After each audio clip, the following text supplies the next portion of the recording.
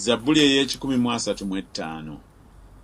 Mumutendereze Mukama, mutendereze erinnya lya Mukama, mumutendereze mu abaddu ba Mukama, mwabayimirira mu nnyumba ya Mukama, mu mpya z'ennyumba ya Katonda waffe.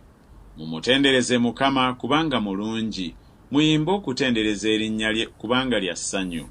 Kubanga Mukama yeeroboza Yakobo okuba owuwe, ne Isirayiri okuba ow'envuma ye yekka. Kubanga manyi nga Mukama mukulu, era nga Mukama waffe asinga bakatonda bonna. Buli kyayagadde Mukama akikoze, mu ggulu ne mu nsi, mu nnyanja ne mu by'obuziba byonna. Anyoosa omukka okuva ku nkomerero z'ensi, aleetera enjoto enkuba, afulumya empewo mu mawanika ge. Eyakuba ababereberye ab'e Misiri, ab'abantu era n'ab'ensolo. Yaweereza obubonero n'ebyamagero wakati mu ggwe Misiri, ku Falaawo ne ku baddu be bonna.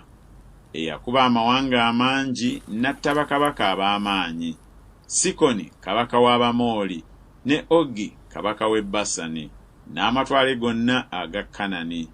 N'agaba ensi yaabwe okuba obusika eri Isirayiri abantu be. Erinnya lyo, Ayi Mukama, libeerera ennaku zonna, n'ekijjukizo kyo, Ayi Mukama, okutuusa emirembe gyonna.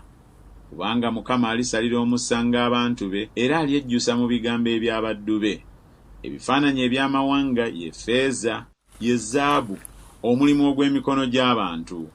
Birina obumwa naye tebyogera, birina amaaso naye tebiraba, birina amatu naye tebiwulira, so tewali mukka mu bumwa bwabyo.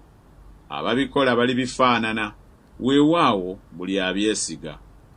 Mmwe ennyumba ya Isirayiri mumwebaze Mukama, mmwe ennyumba ya Alooni mumwebaze Mukama, mmwe ennyumba ya Leevi mumwebaze Mukama, mmwe abatya Mukama mumwebaze Mukama. Mukama yeebazibwa okuva mu Sayuuni, atuula mu Yerusaalemi. Mumutendereze Mukama.